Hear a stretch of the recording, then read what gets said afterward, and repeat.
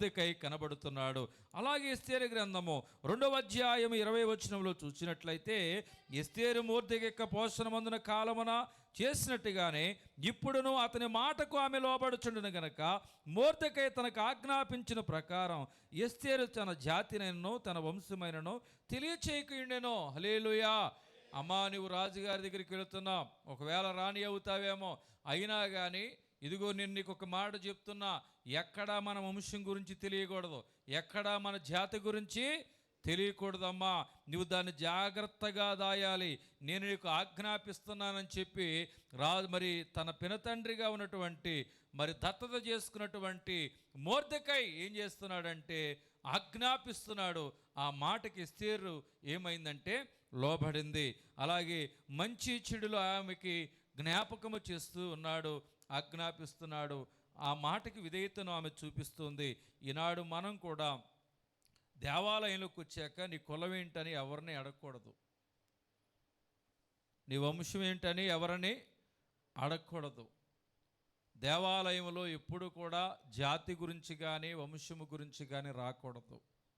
మనందరం ఎవరి పిల్లలం? క్రీస్తు పిల్లలం, దేవుని పిల్లలం.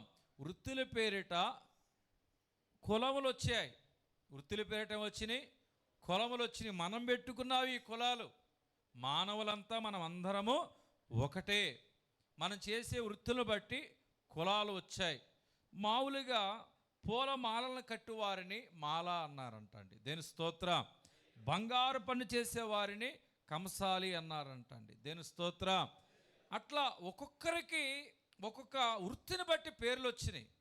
ఆ వృత్తి ఏదైనా తక్కువైందనుకో, ఆ వృత్తిని బట్టి ఆ మనుషులు కూడా ఏం చేశారంటే జాతి తక్కువ అన్నట్లుగా చేసేసారు. కాబట్టి మనం అందరం దేవుడు నమ్ముకున్నాక దేవుని పిల్లలం, క్రీస్తు పిల్లలం. ఒకే పాత్రలోనిది తాగుతున్నాం, ఒకే పాత్రలోనిది తింటున్నాం. భేదములు నీలో వచ్చిన ఎడల దేవుని రాజ్యానికి వారసులు కానేరరు, దేని స్తోత్రం.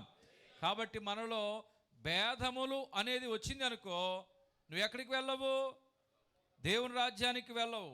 నీ కులం వల్ల పరలోక రాజ్యానికి వెళ్ళలేవు.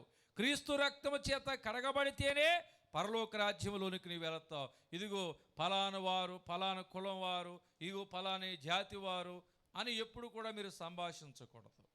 మేము అనకూడదు, మీరు చెప్పకూడదు. మేము మీ కులం ఏంటని అనకూడదు, మీరు మా కులం ఏంటని అనకూడదు. మన కులం అంతా పరిశుద్ధతే. మన కులం అంతా ఏంటి చెప్పండి? పరిశుద్ధతే. పరలోకమే, కానానే మన ఊరు. కాబట్టి మన జాతి గురించి కానీ వంశం గురించి మందిరంలో ఇప్పుడు కూడా రాకూడదు. మొర్దెకై తన కుమార్తెతో అదే చెప్తున్నాడు, నీ వంశం గురించి కానీ నీ జాతిని గురించి కానీ ఎక్కడా నీవు తెలియచేయవద్దని ఆజ్ఞాపిస్తున్నాడు. అలాగే దేవుని బిడ్డలైనటువంటి వారులారా, చాలా చోట్ల ఇదిగో మన కులవాళ్ళంతా ఒక గుళ్ళోకి వెళ్ళిపోతాం, మన ఇంటి పేరటోళ్ళంతా ఒక గుళ్ళోకి వెళ్ళిపోతాం. వీళ్ళు పరలోకానికి వెళ్తారా? చెప్పాలి. క్రీస్తు రక్తము చేత కడగబడిన వారు మాత్రమే పరలోక రాజ్యానికి వెళతారు. కాబట్టి జాతి కులం అని నీవు వర్గం చేయవద్దు. మనమంతా ఎవరి పిల్లలం? దేవుని పిల్లలం. ఇది ఎప్పుడైతే ఈ మనసు నీలోకి వస్తుందో అప్పుడే పరలోక రాజ్యంలోనికి వెళ్ళగలుగుతాం. ఇది నేర్చుకోండి. మన మందిరంలో ఎప్పుడు కూడా రాకూడదు. ఉపవాస ప్రార్థన చేసేటువంటి నీవు మనిషిలో దేవుని లక్షణాలే చూడు, కానీ మనుషులు కులమును నీవు చూడవద్దు, దేని స్తోత్రం. జాతిని నీవు చూడవద్దు. నీ జాతిని బట్టి, నీ కులాన్ని బట్టి నువ్వు తగ్గిపోవద్దు, గర్వించవద్దు. నువ్వు నీ కులము కూడిపెట్టదని మన సామెత తెలుసు. కాబట్టి మీరు ఆ జాతిని గురించి ఎక్కువగా డిస్కస్ చేయొద్దు, ఆలోచన కూడా చేయవద్దు, దేని స్తోత్రం. ఎవరిని తక్కువ చేసి మాట్లాడద్దు, ఎవరిని ఎక్కువ చేసి మాట్లాడద్దు. మనం మాట్లాడాల్సిందల్లా, మనకు తెలిసిందల్లా ఎవరు? యేసయ్య గురించే మనకు బాగా తెలుసు, ఆయన గురించి మనం మాట్లాడుకుందాం, దేని స్తోత్రం. కాబట్టి 4వదిగా మొర్దెకై ఆజ్ఞాపించేవాడిగా ఉన్నాడు. ఎస్తేరుకి ఎలా ఉన్నాడు చెప్పండి? ఆజ్ఞాపించేవాడిగా ఉన్నాడు. అలాగే ఎస్తేరు గ్రంథము 2వ అధ్యాయము 22వ వచనములో కనుక మనం గమనించినట్లయితే, ఈ సంగతి మొర్దెకైకి తెలియబడినందున అతడు దాన్ని రాణి ఎస్తేరుతో చెప్పాను. ఎస్తేరు మొర్దెకై యొక్క పేరిట రాజునకు దానిని తెలియచేసాను, దేని స్తోత్రం. ఏమని తెలియజేసింది? ఆ దినంలో మొర్దెకై రాజు గుమ్మలో కూర్చుని ఉండగా రాజు యొక్క ఇద్దరు షండులైన బిక్తాను తెరేషు అను ద్వారపాలకులు కోపగ్రస్తులై రాజైన అహష్వారోషును చంపుటకు ఆలోచించుకుని ఈ సంగతి మొర్దెకై తెలియబడి ఉన్నందున అతడు దాన్ని రాణి అయిన ఎస్తేరుతో చెప్పాను. ఎస్తేరు మొర్దెకై యొక్క పేరట రాజునకు దాన్ని తెలియచేసాను. జరగబోయే కీడును తెలియజేస్తున్నాడు, భవిష్యత్తును గురించి బోధ చేస్తున్నాడు. ఇద్దరు మనుషులు రాజుగారిని చంపబోతున్నారు, కీడు రాబోతుంది. రానున్న కాలము శ్రమల కాలము, రానున్న కాలము అపాయకరమైన కాలమని ఇప్పుడు ఈ మొర్దెకై ప్రకటిస్తున్నాడు. ఆనాడు రాణి గారికి ఎవరు ప్రకటిస్తున్నారు? మొర్దెకై ప్రకటిస్తున్నాడు. ఇదిగో ఇక్కడ కీడు రాబోతుందని రాణి గారికి ఆయన భవిష్యత్తుని ప్రకటిస్తున్నాడు, కీడును తెలియజేస్తున్నాడు. దేవుని స్తోత్రం, దేవుని స్తోత్రం. ఇప్పుడు ఈ యొక్క మొర్దెకైని మనం చూస్తున్నాం. మొర్దెకై ఎలా ఉన్నాడంటే ఎస్తేరును కుమార్తెగా అంగీకరించిన వాడుగా ఉన్నాడు. మొర్దెకై ఎలా ఉన్నాడంటే మొర్దెకై ఎస్తేరు యొక్క భద్రత కాపుదలను కలిగిన వాడుగా ఉన్నాడు. మొర్దెకై ఎస్తేరుని పోషిస్తున్నాడు. మూడవదిగా మొర్దెకై ఎస్తేరుకి ఆజ్ఞాపిస్తున్నాడు. ఐదవదిగా మొర్దెకై జరగబోయే కీడును గురించి ప్రకటించుచున్న వాడిగా ఉన్నాడు. ఈ మొర్దెకై ఎవరు అంటే చెరపట్టబడిన వాడిగా ఉన్నాడు, యూదుడైన వాడిగా ఉన్నాడు. ఎస్తేరు గ్రంథం 2వ అధ్యాయము 6వ వచనము చూస్తే బబులోను రాజైన నెబుకద్నెజరు యోధా రాజైన యెకొన్యాను పట్టుకుని పోయినప్పుడు ఇతడు యెకొన్యాతో కూడా యెరూషలేము నుండి చెరపట్టబడిన వారిలో ఒకడు. ఇక్కడ మనం గమనించినట్లయితే చెరపట్టబడిన వాడిగా, పట్టబడిన వాడిగా, మరి చెరలోనికి వచ్చిన వాడిగా, తోడుకొనబడివాడుగా మరి ఇక్కడ ఎవరు కనబడుతున్నారంటే మొర్దెకై కొనబడుతున్నాడు. అలాగే ఎస్తేరు గ్రంథము 3వ అధ్యాయము 9వ వచనము గనక మనం గమనించినట్లయితే రాజులకు సమ్మతి అయితే వారు హతము చేయబడినట్లు నేను ఆ పని చేయవారికి 20,000 మనుగల వెండిని రాజు యొక్క ఖజానాలో ఉంచుట చూచితిని. అప్పగించినట్లు చట్టము పుట్టించమనగా రాజు తన చేతి ఉంగరము తీసి దానిని హమ్మేదాతా కుమారుడైన అగాగీయుడగు హామానుకిచ్చి, ఆ వెండి నీకు ఇయ్యబడినది, నీ దృష్టికి ఏది అనుకూలమో అది ఆ జనులకు చేయనట్లుగా వారు నీకు అప్పగింపబడిన రాజు సెలవిచ్చెను. ఈ హామాను యూదులకు శత్రువు. చూడండి, మొర్దెకై వెండికి అమ్మబడిన వాడిగా ఉన్నాడు. మొర్దెకై ఎలా ఉన్నాడు చెప్పండి? చెరబడిన వాడిగాను, వెండికి అమ్మబడిన వాడిగాను ఉన్నాడు. అలాగే యేసుక్రీస్తు ప్రభువారు కూడా వెండికి అమ్మబడిన వాడిగా కనబడుతున్నారు. 30 వెండి నాణెములకు అమ్మబడిన వాడిగా. అంటే మొర్దెకైలో ఎవరు కనబడుతున్నారు? యేసుక్రీస్తు ప్రభువారు కూడా కనబడుతూ ఉన్నారు. అలాగే దేవుని ప్రియ సంఘమా, మనమందరము రోమాపత్రిక 7వ అధ్యాయము 14వ వచనములో చూద్దాం. రోమాపత్రిక 7వ అధ్యాయం 14వ వచనం.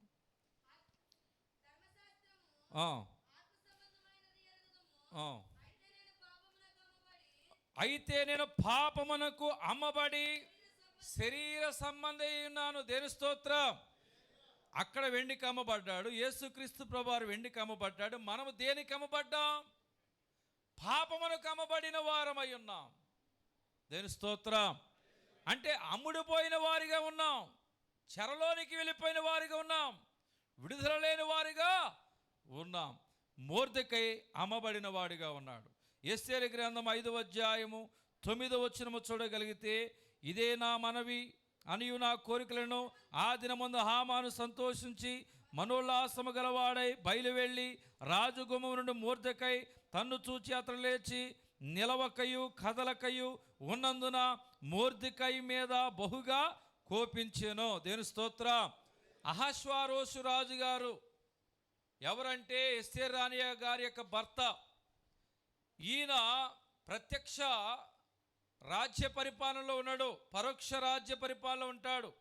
ఇంప్లిమెంట్ చేస్తున్న వాడు ఎవరంటే రాజు గాని రాజు. ఎవరు? హామాను. రాజు గాని రాజు హామాను. పేరుకే అహష్వారోషు రాజు, నడిపించేదంతా ఎవరు కదా? హామాను. ఈ హామాను 127 సంస్థానాలకి అధిపతి అయిన రాజుకు నేను ముఖ్యుడిని. అహష్వారోషు రాజుకు ముఖ్యుడిని, ముఖ్య అనుచరుడిని. నేను వస్తుంటే ఈ యూదుడైనటువంటి హామాను లేచి నాకు లేచి నమస్కరించడు అని ఒక ఈగో వచ్చేసింది. ఈగో వచ్చేసి అసలు ఈ పాఠ్య భాగములో విలన్ ఎవరు చెప్పండి? శత్రువు ఎవరు చెప్పండి? హామాను. దేని స్తోత్రం, హల్లెలూయా. ఇక్కడ శత్రువు ఎవరు? హామాను. ఈ హామాను కుట్ర పన్నాడు. నేను వచ్చినప్పుడు పైకి లేవలేదు. ఈ యూదుడు దేవుడు నమ్ముకున్నటువంటి వాడు, దేవుని స్తుతించేవాడు, లేచి నిలబడి నాకు నమస్కరించడానికి కోపం వచ్చి ఆయన కడుపులో ఒక ద్వేషం పెట్టుకుని, ఇదిగో ఈయనొక్కడి నిన్ను చంపటం కాదు, ఈయన జాతినంతా చంపేయాలని నిర్ణయం తీసుకున్నాడు. ఎవరంటే హామాను. దేని స్తోత్రం. ఎక్కడి నుంచి యుద్ధం మొదలవుతుంది? దేని స్తోత్రం. హామాను ఇప్పుడు ఎలా ఉన్నాడంటే, దేవుని బిడ్డలైన వారులారా, లేచి నిలబడి నమస్కరించకపోయేపాటికి హామాను మొర్దెకై మీద కోపించినట్లుగా చూస్తున్నాం. అంటే హామాను చేత మొర్దెకై ద్వేషించబడుచున్నాడు. గడిగలు చెప్దాం. నీ ఇరుగు పొరుగు వారి ద్వారా కానీ, నీ చుట్టుపక్కల వారి ద్వారా కానీ, నీవు చేసే వ్యాపారాల్లో, సేవల్లో కానీ, అలాగే నీ రక్త సంబంధికుల ద్వారా కానీ నువ్వు కోపించబడతావు. నీవు ఒక్కోసారి అవమానించబడతావు, ద్వేషించబడతావు. దాన్ని బట్టి నువ్వు కృంగిపోవద్దు. ఎక్కడ కూడా హామాను ఏమాత్రము ద్వేషించబడినా, అవమానం నొందినా, కోపగించబడినా కానీ ఎక్కడ కూడా కృంగిపోలేదండి. మనము కూడా ఎలా ఉండాలంటే, ఆయన కోపగించాడని ఇదిగో దెబ్బకి దెబ్బ, కత్తికి కత్తి అన్నామంటే దేవుని ఆశీర్వాదం పొందలేం. దేవుని స్తోత్రం. ఇదిగో యుద్ధము నాది, యుద్ధము యెహోవాదే, నన్ను యుద్ధము చేయనివ్వండి అంటున్నాడు దేవుడు. కాబట్టి మనం ఎలాగుండాలి? 1 పేతురు 2వ అధ్యాయము 23వ వచనం చూస్తే మనం ఎలాగుండాలి? ఎవరిని కోపించినా, ఎవరిని దూషించినా ఆయన దూషింపబడి బదులు దూషింపబడలేదు. ఆయన శ్రమ పెట్టబడి ఆయన ఎదిరింపక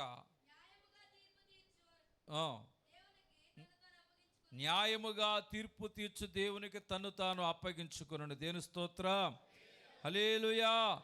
దేవుని బిడ్డలైనటువంటి వారులారా, మొర్దెకై ద్వేషించబడుచున్నాడు, కోపగించబడుచున్నా కానీ ఆయన ఏమీయూ మాట్లాడలేదు. చూడండి దేవుని ప్రియ సంఘమా, ఈ మొర్దెకై జనాంగాన్ని ఉరితీయించాలి అనే నిర్ణయం తీసుకున్నాడు. రాజుకి, అయ్యా రాజ్యములో ఒక తెగ ఉన్నది, అది ఎదురు తిరుగుతుంది, ఆ తెగని నాశనం చేశామనుకో రాజ్యం సమాధానంగా నెమ్మదిగా ఉంటుంది. ఎవరు అంటే మొర్దెకై అయినటువంటి యూదుల జనాంగం ఉన్నారు. ఆ జనాంగాన్ని మనం గనక హతము చేస్తే రాజ్యం సమాధానంగా ఉంటుందన్నట్లుగా చెప్పడం జరిగింది. అప్పుడు నీకు ఇష్టమైంది నువ్వు చేయని శాస్త్రం పుట్టించి వంగనిచ్చి పంపుతాడు. పంపినప్పుడు తాకీదులన్నీ అందరికీ మరి పంపించి 11వ నెల పలానా రోజున అందరిని ఉరి తీయటం జరుగుతుందని సమాచారము మరి మొర్దెకైకి అందినది. దేని స్తోత్రం. ఒక ఉరికంబాను కూడా సిద్ధము చేశారు. ఆ ఉరికంబము దేవుని బిడ్డలైనటువంటి వారులారా, అది చాలా పెద్దది, 50 మూరల ఎత్తు కలిగినది, 75 అడుగులు ఎత్తు కలిగినది. అటువంటి ఉరికంబాన్ని యూదులైన వారిని చంపాలి, ఉరి తీయాలి, నాశనం చేయాలి. ఒక్క లేచి దండం పెట్టలేదని ఆయన బట్టి ఆయన జనాంగమంతను చంపేయాలని కుట్రబూనాడు. ఎవరంటే హామాను. దేని స్తోత్రం, హల్లెలూయా.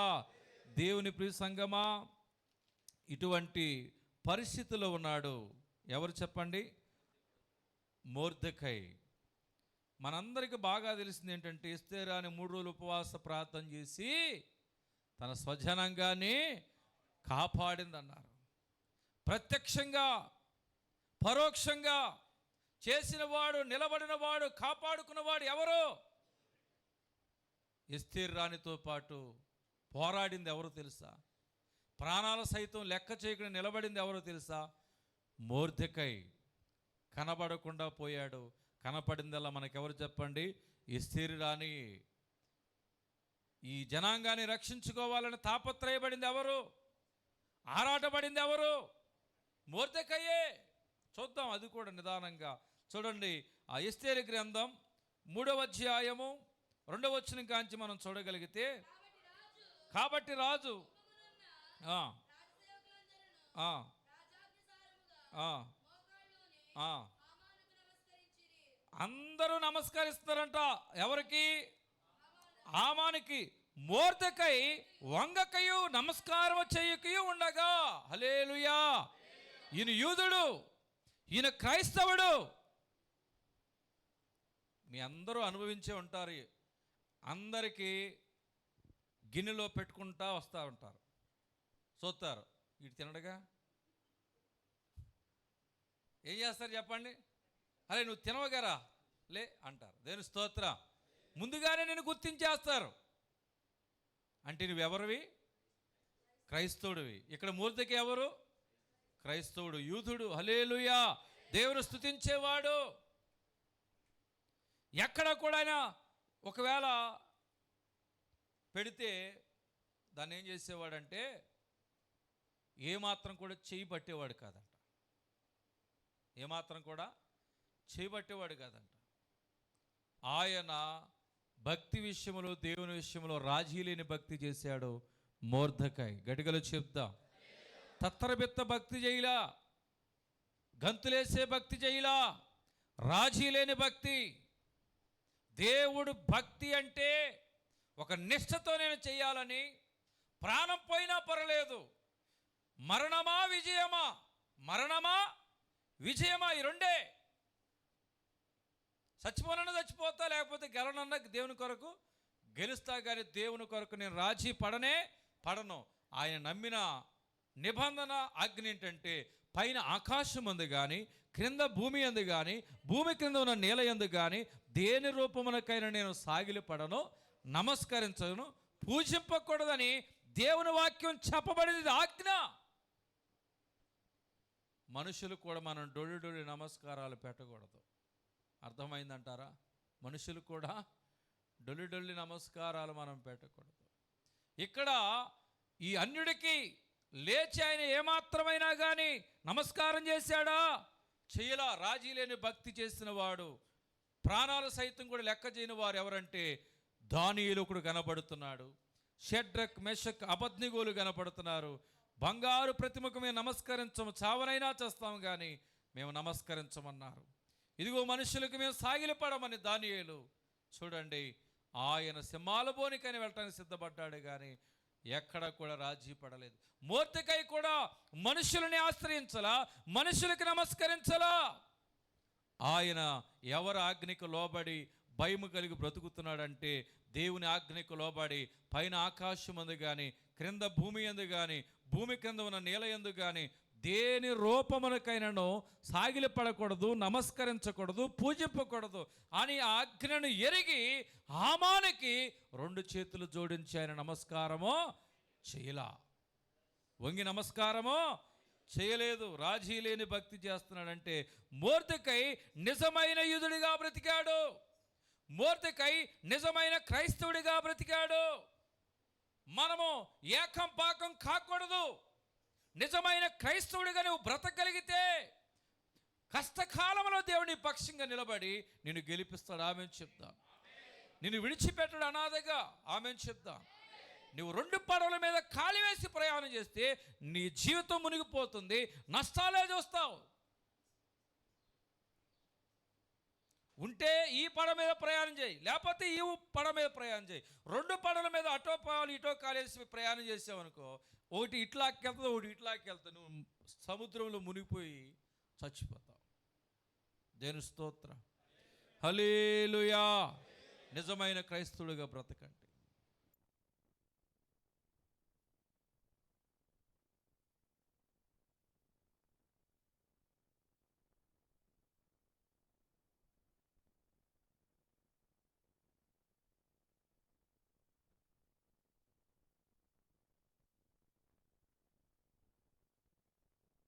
బాప్తీసం తీసుకున్న వాళ్ళు దైవజనులు వచ్చి ఎప్పుడు ప్రార్థన చేస్తే అప్పుడే మనకు మంచిది అని ముందుకు సాగాలంతే. గడిగలు చెప్దాం.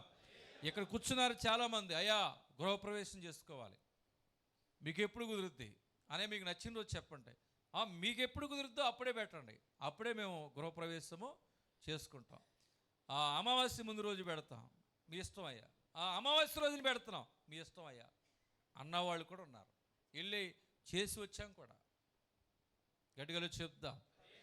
అమావాస్య రోజున ఇంట్లోకి వెళ్తే తప్పేంటి? మంచిని తాగట్లేదు, ఆ రోజు బాగానే తాగుతున్నాంగా, అన్నం తింటున్నాంగా, బాగానే ఉంటుందిగా. గాలి పీల్చుకుంటున్నాము, అమావాస్య మంచిది కానీ గాలి పీల్చుకోవడం మానేస్తావా? ఏ పని చేయకుండా మానేస్తావు? ఈ పనులకు వచ్చేపాటికి అమావాస్య. నిజమైన క్రైస్తవుడిగా బ్రతకండి. నన్ను విడిచి వేరొకరిని అనుసరించే వారికి శ్రమలు విస్తరిస్తాయని దేవుని యొక్క వాక్యం చెప్తుంది.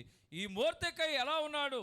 ఎస్తేరు గ్రంథం 3వ అధ్యాయము 8వ వచనం కనుక మనం చూడగలిగితే, అంతటా హామాను అహష్వేరోషుతో చెప్పింది ఏమనగా, మీ రాజ్య సంస్థానములంటి యందును జనులో ఒక జాతివాడు చెదిరి ఉన్నాడు. వారి విధులు సకల జనుల విధులకు వేరుగా ఉన్నవి. వారు రాజు యొక్క ఆజ్ఞలు గైకున్న వారు కాదు బట్టి వారిని ఉండనిచ్చుటకు రాజునకు ప్రయోజనకరము కాదు. సకల జనుల విధులకు వేరుగా బ్రతుకుతున్నారు. ఎలా ఉన్నారంట యూదులు? సకల ప్రజలకు వేరుగా బ్రతుకుతున్నారంట. వారి మాటలు వేరుగా ఉన్నాయంట, వారి నడక వేరుగా ఉందంట, వారి ప్రవర్తన వేరుగా ఉందంట. అందరూ సిగరెట్లు తాగితే వీళ్ళు తాగరంటండి, అందరూ మందు తాగితే వీళ్ళు తాగరంటండి, అందరూ క్రైనీలు వేసుకుంటే వీళ్ళు వేసుకోరంటండి. ఎవరు? యూదులైన క్రైస్తవులు. గట్టిగా చెప్దాం. అందరూ పేకాడికి వెళితే వీరు వెళ్ళరంటండి, అందరూ కోడి పందాలకు వెళితే వీరు వెళ్ళరంటండి. దేవుని స్తోత్రం, హల్లెలూయా. దేవుని ప్రియ సంగమా, అందరూ పాపము చేస్తే వీరు చేయరంట. యూదులు మొర్దెకై జనాంగం అలా ఉన్నారంట. సకల జనుల విధులకు వేరుగా బ్రతుకుతున్నారు. అందరూ ఎక్కడ పడితే అక్కడ కోడిని కోసినా మేకను కోసినా తినటానికి వెళ్తారు కానీ, అరే మీకు వేడివేడిగా వండి పెడతాం రెండ్రా అన్నా కూడా వాళ్ళేంటోనయ్యా మేము తినమో అంటున్నారు. అందరూ తింటున్నారు, వాళ్ళు ఒక్కలే తింటలా. సకల జనులకు విధులకు వారు వేరుగా బ్రతుకుతున్నారు. దేవుని స్తోత్రం. అందరిలా బ్రతకరు క్రైస్తవులు, అందరిలా తినరు క్రైస్తవులు, అందరిలా వారు కలిసిపోరు క్రైస్తవులు. వారు ముత్యాల వలె వజ్రాల వలె విలువైన వారి వలె ప్రత్యేకముగా ఉంటారు. గట్టిగా చెప్దాం, హల్లెలూయా. విలువైనవి ఎప్పుడు కూడా ప్రత్యేకంగా ఉంటాయి. కాబట్టి నువ్వు ఒక విలువైన వాడివి, క్రీస్తు రక్తము చేత కొనబడిన వాడివి, కాబట్టి ప్రత్యేకముగా ఉండాలి. సకల జనుల విధులకు నువ్వు వేరుగా ఉండాలి. గట్టిగా చెప్తా, హల్లెలూయా. అనుకూలత లేని సమయంలో కూడా ప్రత్యేకంగా బ్రతికిన వాడిగా మొర్దెకై ఉన్నాడు. దైవ సంబంధమైన విషయాలు, వాక్యాలు, పాటలు, ప్రార్థనలు ఆ దినాలలో అందకపోయినా కానీ ఇలా బోధించలేదండి. ఆ దినాలలో పగలు రాత్రులు ఆదివారాలు వాక్యం దొరికేది కాదు. దొరకపోయినా కానీ ఆయన పరిశుద్ధ గ్రంథాన్ని చదువుకొని ప్రత్యేకంగా దేవుని కొరకు సకల జనుల మర్యాదలకు వేరుగా ప్రత్యేకంగా జీవిస్తున్నాడు. ఆయన ప్రత్యేకతను కాపాడుకుంటున్నాడు. సకల జనుల విధులకు వేరుగా బ్రతుకుతున్నారు. ఏమండి, తింటాకి మనకేమన్నా ఇబ్బందా? ఇప్పుడు వరకు ఎందుకు నోరు కట్టుకున్నాం? మేము తినలేక, మాకు తెలియక. ఇప్పటికి ఎన్ని వందల మేకలు తినేస్తుంటారో, ఇప్పటికి ఎన్ని వేల కోళ్ళు తినేస్తుంటారో, ఇప్పటికి ఎన్ని వేల చెరువు నీళ్ళు తాగేస్తుంటారో, ఎన్ని బత్తాల బియ్యం తినేస్తుంటారో. ఇన్ని తిన్న వాళ్ళకి నువ్వు పిలిస్తే పట్టెడు అన్నం నీ ఇంటి దగ్గర మాంసం కూర ఎందుకు తింటలేదు అనుకుంటున్నారు? తినటం చేతగా కనుక్కున్నారా? వేల మేకలు తిన్న కెపాసిటీ ఎన్ని? మొర్దెకై జనాంగం అంటే ఏంటనుకున్నా? దేవుని జనాంగం. రాళ్ళైనా కానీ అరిగిపోతాయి. నువ్వు పెట్టే కూతంతదానికి భయపడిపోయి మేము తినలేమనుకుంటున్నావా? ఎందుకు తింటలేదో తెలుసా? ఎందుకు వద్దంటున్నారు తెలుసా? ఇదిగో విగ్రహార్పితమైన ఆహారం నీవు తినవద్దు అని దేవుడు అన్నాడు. లేకపోతే వేల మేకలని వేల కోళ్ళని తిన్నటువంటి ఈ బాడీలకి నువ్వు పెట్టి కూతంత మాంసాన్ని ఎందుకు తింటలేదో అర్థం చేసుకో. వాళ్ళు నిష్ఠలో ఉన్నారు, బాప్తిస్మలో ఉన్నారు, పవిత్రతలో ఉన్నారు. కాబట్టి వారి నిష్ఠను మనము చెడగొట్టకూడదని వారికి మేనస్ ఉండాలి. ఇవాళ ఒక ఆయన అన్నాడు, ఎరా నువ్వు ఎందుకు తినవురా, నువ్వు ఎందుకు చేయవురా అన్నాడంట. బాబాయ్, నీకు ఇవన్నీ సమాధానం కావాలంటే జనాలు ఎప్పుడు నన్ను అడగమాకు. ఎప్పుడైనా ఒంటరిగా ఉన్నప్పుడు రా, అప్పుడు మాట్లాడతా. జనాల్లో ఉండగా నువ్వు ఎందుకు తినవు, మేము పెట్టిన మీరు తినరు, మీరు పెట్టి మేము ఎందుకు తినాలి, నువ్వు ఎందుకు చేయవు అని అడుగుతున్నాడు అంట పద్దాక. దేవుని స్తోత్రం. దీనికి సమాధానం కావాలంటే జనాల్లో కాదు, చచ్చిపోయినాడు ఏడుతున్నాడు. మనం చుట్టాలుగా వచ్చాం, ఇది టాపిక్ కాదు. ముందు ఆ వ్యవహారం చూద్దాం. నీకేమైనా పని వ్యక్తిగతంగా నా మీద ప్రేమ ఉంటే ఇద్దరం వ్యక్తిగతంగా ఇంటికి వెళ్ళి గంట కూర్చుందాం, ఒంటరిగా మాట్లాడుకుందాం అన్నాడు. గట్టిగా చెప్దాం. మీరు కూడా మూర్ఖులతో వాదన పెట్టుకోమాకండి. బయటికి వెళ్ళాక చిల్లర జోలికి వెళ్ళి అలరైపోతారు. చిల్లర జోలికి ఏమైపోతాం? అలరైపోతాం. దేవుని స్తోత్ర. మూర్ఖులతో వాదనొద్దు. మీరు ప్రత్యేకంగా బ్రతకండి. చూడండి, ఏట్లో తామర పువ్వు ఉంటుంది, అది ఏట్లోనే ఉంటుంది. భక్తి అనే నునుపు కలిగి ఏమాత్రం కూడా బురద కానీ నీరు కానీ అంటించుకోదు. మీరు కూడా మనుషులతో ప్రయాణం చేయండి, పాపాన్ని అంటించుకోమాకండి, పరిశుద్ధతని కాపాడుకోండి. భక్తి అనే నునుపు కలిగి దేవుని బిడ్డలుగా బ్రతకాలి. మిమ్మల్ని చూసినప్పుడు అన్నయ్య అని నీ స్నేహితుడి భార్య అని మీ బావమర్దినో మీ భావను కూడా నీతో పాటు గుళ్ళో తీసుకెళ్ళి, అన్నయ్య ఉపవాస ప్రార్థనలు జరుగుతున్నాయి కదా, నీతో పాటు మా ఆయన కూడా తీసుకెళ్ళు అనాలి. ఎంతమంది అన్నారు మనల్ని? వెలిగించబడిన మనమే నడవకపోతే చీకట్లో ఉన్న వారు వెలుగులోకి ఎలా నడుస్తారు?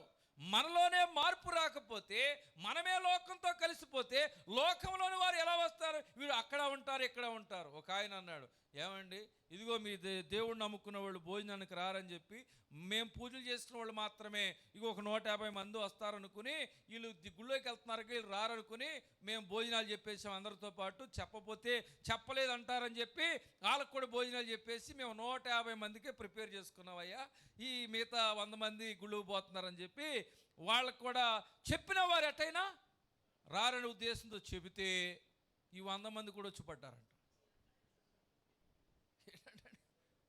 ఈ గుళ్ళోకి వెళ్ళే బ్యాచ్ కూడా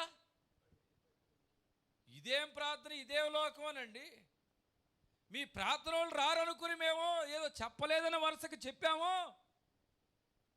వాళ్ళు ప్రార్థనకి వెళ్తున్నారు, ఇవి తినరని మేము అనుకున్నాము. అదేం ప్రార్థన, అదేం లోకం, వాళ్ళేం మనుషులయ్యా. గుడికి వెళ్తా కూడా మేము ఎక్కడ పెట్టుకున్న కాడ కూడా వచ్చేసి మా వండుకున్న భోజనానికి కూడా వాళ్ళు వచ్చేసి ముందు రౌండ్లోనే వాళ్ళే తినేసారు. మేము తిందామని కూర్చుంటే మాకు లేకుండా పోయింది, వాళ్ళకి వచ్చింది. ఏంటో మీ ప్రార్థనలు ఏంటో మాకు అర్థం కావట్లేదయ్యా. కొన్ని చోట్ల అయితే తినరు, చాలా నెక్కచ్చిగా ఉంటారు. మీ మనుషులేంటో మీ భక్తులేంటో అన్నాడు ఒక ఆయన. దేవుని స్తోత్రం, హల్లెలూయా. కాబట్టి దేవుని ప్రియ సంగమా, దేవుని వాక్య ప్రకారమైన వాటిని తినండి, దేవుని వాక్యకు విరుద్ధమైన వాటిని విడిచిపెట్టండి. కాబట్టి ఈ హామాను ఎలా ఉన్నాడంటే సకల జనుల విధులకు వేరుగా బ్రతుకుతున్నాడు. సకల జనుల విధులకు వేరుగా బ్రతుకుతున్నాడు. ఈ హామాను ఎలా ఉన్నాడు? ఎస్తేరు గ్రంథం 4:1 ఇదిగో హామాను అటువంటి వాడు ఉరుకంబాన్ని వేసాడు, ఇదిగో ఈ యోధా జనాంగం అంతటిని ఉరిదీయబోతున్నాడు అని ఏం చేస్తున్నాడు? ఇక ఎలాగలా తన జనాంగాన్ని రక్షించుకోవాలని గోనె పట్టా ఒకటి వేసుకుని, ఏమండి ఆ బూడిదలాంటిదోడు పోస్తున్నట్లుగా వెళ్ళి ఆ రాజకోట యొక్క గుమ్మముల దగ్గర కూర్చుని ఓకే కేకలు వేస్తుంటే, అమ్మా ఇదిగో మీ పినతండ్రి అయినటువంటి ఈ మొర్దెకై బట్టలేని వాడే గోనె పట్టాలు వేసుకుని వచ్చాడంటే ఆమె ఏం చేసిందంటే మంచి లెనిన్ కాటన్ బట్టలు ఇచ్చి పంపించింది. పినతండ్రి వేసుకుంటాడేమని ఇస్తే ఏమాత్రం కూడా వాటిని అంగీకరించలేదు. మళ్ళీ కేకలు వేశాడు, అమ్మ ఆయన వస్త్రాలు వేసుకోవటం లేదు. ఆయనకి ఏం కావాలంటే అప్పుడు ఆమె వచ్చింది. అక్కడ జరిగిందంతా కూడా హామాను తన యొక్క రాణికి చెప్పడం జరిగింది. దేవుని స్తోత్రం. ఇక్కడ మనం ఆ భాగాన్ని చూసే ముందు ఆ ఎస్తేరు గ్రంథం 4:1 జరిగినదంతా తెలియగానే మొర్దెకై తన బట్టలు చింపుకొని గోనె పట్టాలు వేసుకుని బూడిద పోసుకుని పట్టణము మధ్యకు బయలు వెళ్ళి మహాశోకముతో రోదనము చేసి రాజగుమ్మం ఎదుటికి వచ్చెను. గోనె కట్టుకుని వాడు రాజగుమ్మమున ప్రవేశించకూడదన్న ఆజ్ఞ గలదు. చావటానికైనా సిద్ధపడ్డాడు. ఎవరు? గోనె పట్టా కట్టుకున్నవాడు ఎక్కడ రాకూడదంట? రాజగుమ్మము ప్రవేశింపకూడదు, రాజాజ్ఞ ఉంది. అయినా కానీ గోనె పట్టా కట్టుకుని తగ్గించుకుని రాజు యొక్క ఆజ్ఞయు శాస్త్రమును ఏ సంస్థానంకు వచ్చినో అక్కడున్న యూదులు ఉపవాసముండి మహాదుఃఖములోను ఏడ్పులోను రోదనములోను మునిగిన వారైరి. అనేకులు గోనెను బూడిదను వేసుకుని పడి ఉండరి. ఎస్తేరు యొక్క పనికత్తెలను ఆమె దగ్గరున్న షండులు వచ్చి జరిగిన దాన్ని ఆమెకు తెలియచేయగా, రాణి గొప్ప మనోవిచారము కలదై మొర్దెకై కట్టుకుని ఉన్న గోని పట్ట తీసివేయమని ఆజ్ఞించి కట్టించుకుని అతనికి వస్త్రములు పంపిన కానీ అతడు వాటిని తీసుకొనలేదు. దేని స్తోత్రం. ఎంతో చూడండి దేవుని ప్రియ సంగమా, ఆయనలో మనం ఇప్పుడు చూడగలిగింది ఏంటి అంటే ఆయన గొప్ప ప్రార్థనాపరుడిగా ఉన్నాడు. తన జనాంగానికి మేలు చేయడానికి గోని పట్ట కట్టుకున్నాడు. చనిపోవడానికైనా సిద్ధపడ్డాడు, మేలు చేయడానికి సిద్ధపడ్డాడు. తన జనాంగానికి మేలు చేయడానికి సిద్ధపడ్డాడు, చనిపోవడానికి సిద్ధపడ్డాడు, వెళ్ళి విజ్ఞాపన చేయించిన వాడిగా ఉన్నాడు. మొర్దెకై ఎలా ఉన్నాడంటే ప్రార్థనాపరుడిగా ఉన్నాడు, మేలు చేసేవాడిగా ఉన్నాడు. 12వ నెల 12వ తారీఖున చనిపోతాము, ఉరి తీస్తారు కాబట్టి అందరికీ ఇదిగో ఈ తాకీదు పంపించబడుతుంది అని చెప్పినప్పుడు ఆ విషయం తెలుసుకుని మొర్దెకై వేదనతో ప్రార్థించాడు. బూడిద పోసుకున్నాడు, బూడిదలో కూర్చున్నాడు. దేవుని బిడ్డలైన వారులారా, బూడిదలో కూర్చోవటం అంటే తగ్గింపు స్వభావము, నలిగిపోయిన స్వభావము, విరిగిపోయిన స్వభావము, దీనత్వం ధరించినటువంటి మనసండి. తగ్గింపు స్వభావంతో ప్రార్థన చేస్తున్నవాడిగా మొర్దెకై తన జనాంగము రక్షించుకున్నటకు, కాపాడుకున్నటకు, తన జనాంగానికి మేలు చేయడానికి తన ప్రాణాన్ని కూడా లెక్క చేయకుండా గోని పట్ట కట్టుకుని ఎక్కడికి వెళ్ళాడు చెప్పండి? రాజు గుమ్మము దగ్గరికి వెళ్ళాడు. మనము కూడా తగ్గించుకొని దేవుని మందిరములోనికి రాగలిగితే నీ కుమారుని, నీ కుమార్తె నువ్వు రక్షించుకోగలుగుతావు. గట్టిగా చెప్తా హల్లెలూయా. ఈనాడు భయంకరమైనటువంటి వ్యసనాల్లో పడిపోతున్నారు బిడ్డలు. వ్యసనాలు పడకపోయిన ఒక సైకో మెంటాలిటీ వస్తుంది బిడ్డలకి. చెప్పినా కానీ ఆ మాట మనం అందుకోలేకపోతున్నాం. బిడ్డల యొక్క జ్ఞానాన్ని మనం రీచ్ అవ్వలేకపోతున్నాం. పుడతానే మాటలతో పుడుతున్నారు. ఆ మాటలని మనం అందుకోలేకపోతున్నాం. బిడ్డల మాటలని, దేని స్తోత్రం. మాటకు సమాధానం చెప్పలేని పరిస్థితి. ఆ బిడ్డ లోకంలో పడిపోయి చెడిపోయే పరిస్థితి వస్తుంది. చెడిపోతాడని తెలిసినా కానీ చెప్తున్న వాడు లొంగని పరిస్థితి. ఇటువంటి టయాల్లో ఈ 3 రోజుల ఉపవాస ప్రార్థన వలన ఇదిగో మొర్దెకై ప్రార్థన విని దేవుడు మొర్దెకై యొక్క ప్రయాసను, విజ్ఞాపనను మరణాలకించి జనాంగాన్ని రక్షించిన దేవుడు నీ కుటుంబం అంతటిని రక్షించునుగాక, నీ బిడ్డలంతటిని రక్షించునుగాక, నీ కలిగిన యావత్తును దేవుడు రక్షించునుగాక. దేవుని బిడ్డలైన వారులారా, ఎస్తేరు గ్రంథం 4వ అధ్యాయం 14వ వచనం చూసినట్లయితే, నీవు ఈ సమయమందు ఏమీ మాట్లాడక మౌనముగా ఉన్న ఎడల యూదులకు సహాయము విడుదలయ్యు మరి ఒక దిక్కు నుండి వచ్చును. ఎందుకు ఆ మాట అన్నాడు? 11వ వచనము, రాజు యొక్క అంతర్గృహమున ప్రవేశించినలా బ్రతుకున్నట్లుగా రాజు తన బంగారపు దండమును ఎవరి తట్టు చాపను వారు తప్ప ప్రతివాడు సంహరింపబడిన కఠినమైన ఆజ్ఞ కలదని రాజ సేవకులందరికీ అతని సంస్థానంలో ఉన్న జిల్లుకందరికీ తెలిసే ఉన్నది. ఆ నేటికి 30 దినములని రాజునద్దకు ప్రవేశించుకు నేను పిలువబడలేదని చెప్పాను. ఇదిగో అమ్మా రాణి, హామానటువంటి వాడు మా మీద కీడును వచ్చేలాగిన శాసనం పుట్టించాడు. మమ్మల్ని కాపాడు, మమ్మల్ని రక్షించు. ఆ అశ్వారోషు దగ్గరికి వెళ్ళి చెప్పమ్మా, రాజుగారి దగ్గరికి వెళ్ళి చెప్ప అంటే, నేనే రాజుగారి దగ్గరికి వెళ్ళి 30 రోజులైందయ్యా. ఏమంటుంది? నేనే రాజుగారి దగ్గరికి వెళ్ళి 30 రోజులైంది, నేను పిలువబడలేదు అనగానే వారు ఎస్తేరు యొక్క మాటలు మొర్దెకైకి తెలపగా మొర్దెకై ఎస్తేరుతో ఇట్లు ప్రత్యుత్తరం ఇచ్చి, రాజనగరంలో ఉన్నంత మాత్రమ చేత యూదులందరికంటే నువ్వు తప్పించుకుందామని నీ మనసులో తలంచుకునేదో. ఓ ఎస్తేరు, రాజు దగ్గర ఉన్నావు, వీళ్ళు చెప్పమంటే నువ్వు చెప్పకుండా ఉన్నావు. నేను రాజు దగ్గర ఉన్నా కదా, నాకేంటి అని నువ్వు అనుకుంటున్నావేమో.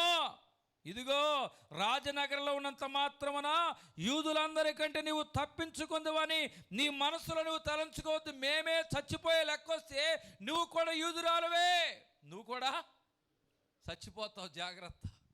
దేని స్తోత్రం. తలంచవద్దు అని చెప్పాడు. నీవు ఈ సమయమందు ఏమీ మాట్లాడక మౌనంగా ఉన్న ఎడల యూదులకు సహాయము విడుదలయ్యు మరి యొక్క దిక్కు నుండి వచ్చును గాక అని నీవును నీ తండ్రి ఇంటి వారును నశించుదురు. నీవు ఈ సమయమును బట్టి రాజ్యమునకు వచ్చితేమో ఆలోచించుకోనమని చెప్పాను. రాణికి హామాను చెప్తున్నాడు. దేని స్తోత్రం. చూడండి ఎంతగా నీ ద్వారా సహాయం కాకపోతే మేము దేవుని నమ్ముకున్న మాకు సహాయము విడుదల మరి యొక్క దిక్కు నుండి వచ్చును. మనుషుల సహాయం అర్థం, నీ వల్ల మాకు సహాయం కలగపోతే దేవుడు మాకు మరి ఒక దిక్కు నుండి సహాయం చేస్తాడు. ఇవాళ నేను ముక్కేలుపాడు గ్రామానికి వెళితే చూడండి, ప్రార్థన చేయడానికి వెళ్ళాను. 7 బుధవారం ఉపవాస ప్రార్థన జరుగుతున్నప్పుడు ఒక ఆమె 15 సంవత్సరాలు బట్టి గర్భఫలం లేకుండా వచ్చింది. అయ్యా, నాకు గర్భఫలం కలుగుతుందా? 15 సంవత్సరాలు అయ్యింది, దేవుడు చేస్తాడా? నేను అన్నీ చేసి వచ్చానయ్యా, ఎక్కడా కూడా నాకు గర్భఫలం కలగట్లేదు. ఇదిగో ఏమి చెప్పింది, నేను ఈ మందిరంలోకి వచ్చాను, వచ్చినప్పుడల్లా ఇక్కడ రొట్లను, వచ్చినప్పుడల్లా ఏ ఒక్క పలహారం పెడితే ఆ పలహారం తీసుకెళ్ళి ఆమెకి ఇచ్చేదంట, ఆమె తినేదంట. దేని స్తోత్ర. ఇక్కడున్న విశ్వాసి ఆమె వెంట పెట్టుకొచ్చిందంట. ఆ వెంట పెట్టుకొచ్చినప్పుడు ప్రార్థన ఉండేదంట.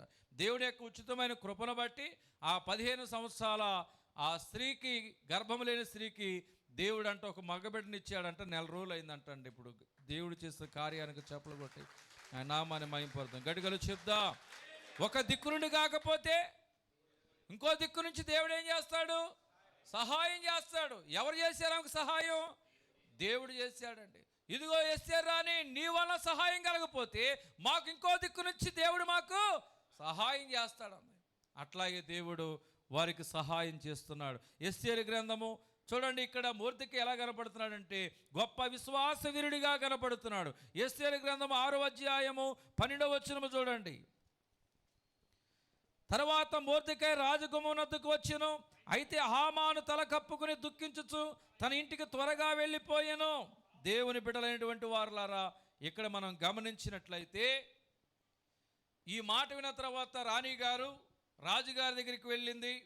ఏంటమ్మా వచ్చావంటే, ఏమీ లేదు రాజా, నా ఇంటికాడ భోజనం చేయడానికి రావాలి, నీవును నీతో పాటు నా హామాను కూడా నా ఇంటికి భోజనం చేయడానికి రావాలంటే భోజనానికి వచ్చారు, భోజనం చేశారు. మరలా రెండోసారి వెళ్ళింది, రెండోసారి కూడా భోజనానికి రమ్మంది, రెండోసారి భోజనానికి వెళ్ళారు. తన సమస్య అంతటి చెప్పింది. ఆ సమస్యకి కీడుకి కారణం ఎవరో కూడా చెప్తే హామాన్ అని చెప్పింది. చూడండి, అలాగున నేను రాజుగారితో పాటు వెళ్ళాను, రాజుగారి తర్వాత రాజుగారు అంతటి వాడిని అని చెప్పి హామాను ఎంతగానో గర్వించుచున్నవాడిగా ఉన్నాడు. గర్వించుచున్నవాడిగా ఉన్నప్పుడు ఏమాత్రం కూడా హామాను చూసి లెక్క చేయని వాడిగా ఉన్నాడు. ఏమాత్రం కూడా హామాను చూసి లెక్క చేయని వాడిగా ఉన్నాడు.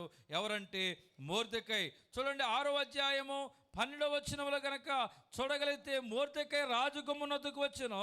అయితే హామాను తల కప్పుకుని దుఃఖించుచు తన ఇంటికి. రాజుగారి తర్వాత 127 సంస్థానాల మీద రాజుగారి తర్వాత రాజుగారిలాగా ఫీల్ అయ్యేవాడు ఎవరు? హామాను. రాజు గుమ్మము దాకా వచ్చాడు, హామాను చూశాడు, ఎల్లవాయ్ అన్నట్టు వెళ్ళిపోయాడంట. ఎవరు? దేవుడు నమ్ముకున్నటువంటి మొర్దెకై. ఈయనకి ఎంత కోపం వచ్చిందంటే, అంతకుముందు కోపం వచ్చింది కదా, ఇప్పుడంట మొర్దెకై లెక్కలేని స్వభావం తెలియపాడికి దుఃఖం వచ్చి ఇంటికి వెళ్ళి తన భార్యతో చెప్పి ఏడుస్తున్నాడంట. దేని స్తోత్ర. రాజ్యంలో అందరూ నన్ను చూసి దడుచుకుంటున్నారు, ఈ మొర్దెకైన వాడు నన్ను లెక్క చేయట్లేదు అని ఏడుస్తున్నాడంట. ఎవరికి చెప్పి? భార్య చెప్పి. అయితే నువ్వు అర్జెంటుగా ఉరుకమ్మను పాతిచ్చేసి వాళ్ళందరినీ యోధా జనాంగం అంతను చంపేసేయి అని చెప్పి చెప్పడం జరిగింది. దేని స్తోత్రం. ఇక్కడ ఈ మొర్దెకై అయినటువంటి వాడు దేవుని దృష్టిలో తగ్గింపు కలిగిన వాడు, కానీ దేవుని బిడ్డలైన వారులారా, దేవుని యందు భయభక్తులు కలిగిన వాడిగా మొర్దెకై ఉన్నాడు. 5వ అధ్యాయం 9వ వచనంలో, 3వ అధ్యాయం 2వ వచనంలో తగ్గింపు స్వభావం ఆయనలో కనబడుతుంది.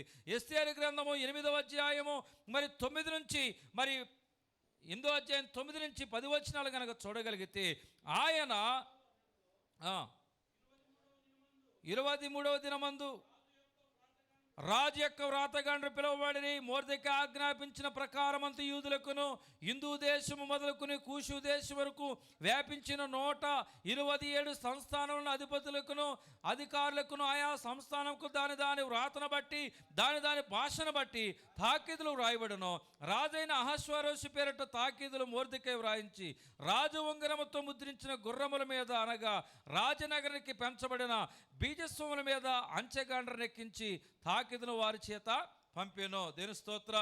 ఇంటికి వెళ్ళి చెప్పగానే రాజుగారికి హామాను కుట్రంతా చెప్పగానే ఎంత పని చేశాడా, యోధా జనాంగమంతను చంపడానికి, మొర్దెకైని చంపడానికి ఎంత పని చేశాడని శాస్త్రాన్ని ఏం చేశాడంటే తారుమారు చేసి తిరిగి రాశాడంట మళ్ళీ రాజుగారు. దేని స్తోత్ర. ఈ శాస్త్రం తిరిగి రాసే వరకు హామాను జనాంగము శోషాను కట్లో ఎన్ని రోజులు ఉపవాసం ఉన్నారు చెప్పండి? 3 రోజులు ఉపవాస ప్రార్థన చేశారు. గట్టిగలు చెప్దా. ఆ 3 రోజులు ఉపవాస ప్రార్థనలో పెట్టింది ఎవరు? ఎస్తేరు రాని చెప్పింది, నడిపించింది ఎవరు? మొర్దెకై. 3 రోజుల ఉపవాస ప్రార్థన ఫలితం వలన కఠినుడైన రాజు మనసు ఏమైంది చెప్పండి? మార్చబడింది. కీడు ఏమైంది చెప్పండి? కొట్టివేయబడింది. కీడంతా ఏమైంది? వారికి వ్యతిరేకంగా రాయబడిన శాసనం కొట్టివేయబడి వీరికి అనుకూలముగా శాసనము రాయబడింది. ఇప్పుడు మీకు అనుకూలమైనవి, మీకు ప్రతికూలమైన పరిస్థితులని ఉపవాస ప్రార్థన వలన మొర్దెకైకి అనుకూలపరిచినట్లుగా మీ జీవితంలో ఏ ప్రతికూల పరిస్థితులు ఉన్నాయో అవన్నీ నా దేవుడు అనుకూలపరచునుగాక. రాజుగారి యొక్క శాస్త్రాన్ని మార్చిన దేవుడు నీ తలరాతని, నీ జీవితాన్ని దేవుడు పూర్తిగా మార్చివేయునుగాక. నీకు ఎదురయ్యే ఎదురుగాలు లేకుండా దేవుడు సహాయం చేయనుగాక. ఇదిగో ఎవరైతే చంపాలని చూశారో హామానునే ఉరితీయండి చెప్పి హామాను కుటుంబాన్ని ఉరితీయించారు. నీకు విరోధముగా ఎవరైతే ఈ దినమందు లేచి ఉన్నారో, నేను ఇబ్బంది పెడుతున్నారు, నీకు విరోధముగా రూపొందించబడి ఏ ఆయుధము వర్తిల్లకుందునుగాక. నీ శత్రువులపై విజయము కలుగునుగాక. ఉపవాస ప్రార్థన ఫలితం వలన మొర్దెకై తన శత్రువైనటువంటి హామాను మీద గెలిచాడు. ఏ ఉరికంబానికి మొర్దెకై వేలాడి తీయాలని హామాను పన్నాగం పన్నాడు, ఆ హామానునే దేవుడు ఏం చేశాడంటే ఆ ఉరికంబానికి ఉరి తీయించాడు. ఈరోజు నిన్ను ఎవరు పడగొట్టాలని, ఎవరు పాడు చేయాలని ఎదురు చూస్తున్నారు, ఈ ఉపవాస ప్రార్థన వలన నీ శత్రువులు దేవుడు మొక్క చెక్కలుగా దేవుడు చేసి వేయబోతున్నాడు. ఆమెను చెప్పండి, చప్పలు కొట్టి ఆయన ఆమెను మహిమపరచండి. నీ శత్రువుల మీద నిన్ను గెలిపించబోతున్నాడు. ఆమేన్. చూడండి, ఆ వ్యతిరేకంగా రాసిన శాసనాన్ని తిరిగి పంపించాడు. గుర్రముల మీద అన్నిటి మీద పంపించి తన జనాంగాన్ని మరి రక్షించుకున్న వాడిగా మొర్దెకై ఉన్నాడు. మనం కూడా ప్రతి సంవత్సరం మన ఇంటి దగ్గర కోటాలు పెట్టించుకొని, ప్రతి సంవత్సరానికి ఒకసారి కోటం పెట్టించుకొని ఈ తాకీదులు పంపినట్లుగా మనం కూడా వాక్యం అనే తాకీదులను, సువార్తని వీధులలో, గ్రామాల్లో, ఇరుపొరుగు వారికి మనం ప్రకటించడం ద్వారా ఆ నశించిపోయే యూదా జనాంగాన్ని ఏ రీతిగా ఉరుకమ్మ నుంచి మొర్దెకై రక్షించుకున్నాడో, ఈనాడు నీ ఇంట్లోని వారిని, ఇరుగు పొరుగు వారిని, నీ గ్రామంలోని వారిని సంవత్సరానికి ఒక మారైనా సరే నీ ఇంట్లో కోటం పెట్టించుకొని సువార్త ప్రకటించి మొర్దెకైలాగా జనాంగాన్ని రక్షించుకోవడానికి ఆరాటపడినట్లుగా నువ్వు కూడా ఆరాటపడినట్లయితే పరలోకములో జ్యోతిగా, నక్షత్రంగా మారిపోతావు. హల్లెలూయా. చివరి మాట చూడండి, ఎస్తేరు గ్రంథం 10:3 ఆఖరికి ఈ మొర్దెకైని దేవుడు ఎలా హెచ్చించాడంటే, యూదుడైన మొర్దెకై రాజైన అహష్వేరోషును ప్రధానమంత్రిగా నుండి తన వారందరితో సమాధానముగా మాట్లాడుచు తన జనుల యొక్క క్షేమమును విచారించువాడును, యూదులలో గొప్పవాడినై తన దేశస్థులలో చాలామందికి ఇష్టడుగా ఉండెను. ఎంత గొప్ప స్థితి అండి. దేవుడు తన జీవితాన్ని పూర్తిగా గుమ్మము దగ్గర కాపలాగుండేవాడిని ఆ దేశానికి ఏం చేశాడు? ప్రధానమంత్రిగా చేశాడు. ఎవడైతే తొక్కేయాలని చూశాడో దేవుడు వాడినే తొక్కేశాడు. ఎవరి మీద అయితే ఆధారపడ్డాడో హామాన్ని, గుంటలో పడి ఉన్న వాడిని ఎత్తైన స్థలములో నిలబెట్టాడు. 3 రోజుల ఉపవాస ప్రార్థన వలన హామాను జీవితం తలరాత మారిపోయింది. మీ తలరాతను దేవుడు మార్చివేయును గాక. 3 రోజుల ఉపవాస ప్రార్థన వలన తన జనాంగాన్ని రక్షించుకోగలిగాడు. మీ ఉపవాస ప్రార్థన వలన మీ కలిగిన యావత్తును మీరు సంరక్షించుకుందురు గాక. ప్రార్థన చేసుకుందాం.